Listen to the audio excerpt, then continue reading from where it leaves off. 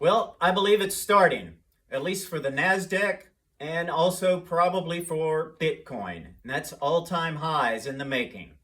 Hi, and welcome to the Trading Pit, personal investing and trading tools for the active trader and investor. I'm Lundy Hill, a lifetime veteran of the commodities futures markets.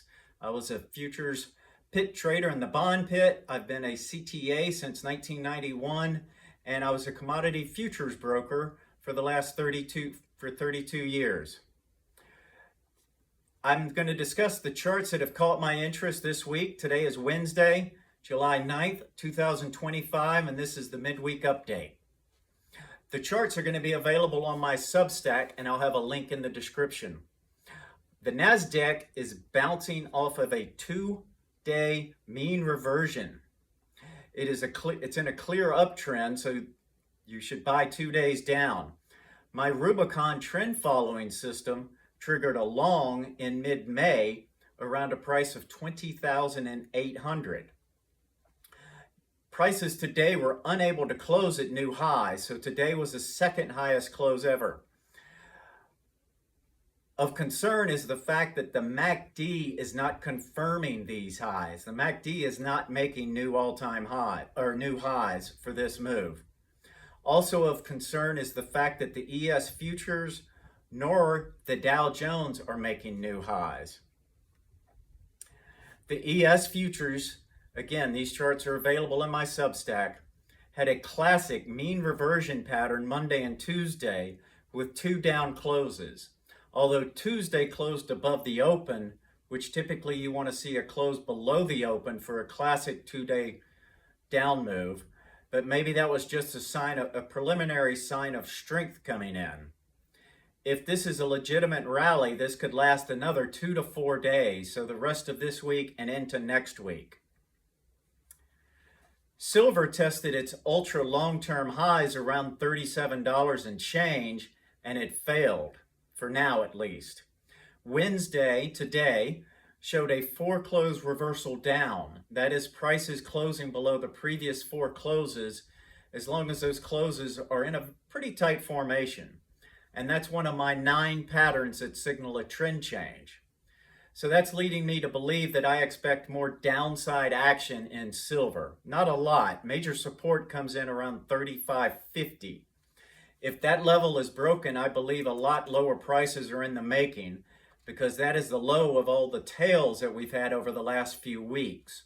Tails are prices where sellers sent the market down, but buyers have come in and sent prices right back up again.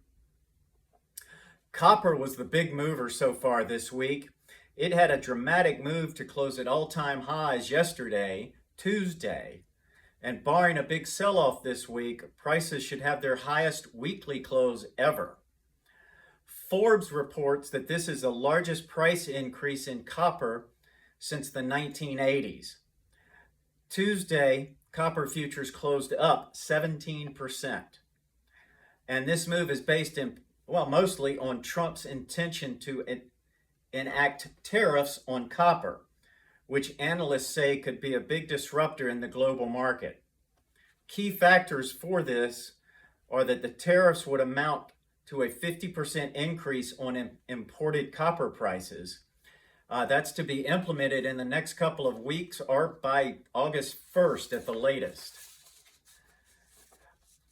Also of note is that 50% of all refined copper used in the United States is imported, and that's mostly from Chile and Canada.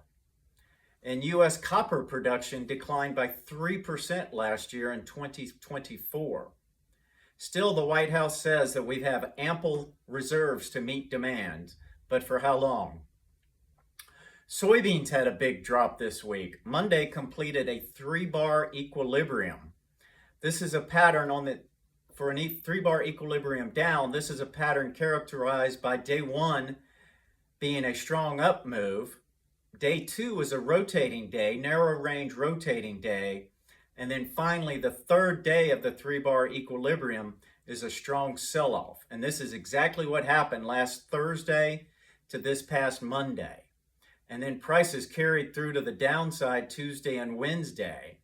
with prices on soybeans breaking the multi-touch point lower trend line with a yum-yum bar down. A yum-yum bar down is a complete sell-off. It's an open at the high and a close at the low, or very close to the high and very close to the low. This leads me to believe that more downside in soybeans is coming. Seasonality confirms this. The second half of July has historically been the weakest period for the whole year. I have a chart of the full year weekly or the full year cyclicals and seasonality of soybeans in my Substack. EquityClock.com reports that selling on July 13th and buying back on October 22nd have a total return of 1,276% over the last 10 years. And that is hypothetical, and past performance is not indicative of future results. Finally, let's go to Bitcoin. Bitcoin had its highest close since the mid-May highs and its second highest close ever. I personally believe we are on the cusp of a breakout of the massive cup and handle pattern that I highlighted a few weeks ago. And although we've been in the handle, it seems like forever, I believe we're breaking out. And I believe if we do break out to all-time highs, we should have a very quick move from 110, 112 range all the way up to $150,000 per Bitcoin. I also track a basket of crypto miners and ETFs, and those are all having dramatic upside moves. So that further confirms my Bitcoin hypothesis.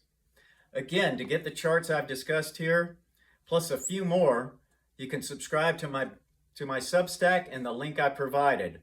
The next 20 subscribers can lock in a price of just $8 a month before the prices go up to $17. Please like and subscribe and let me know if this information helps you trade. Bye-bye.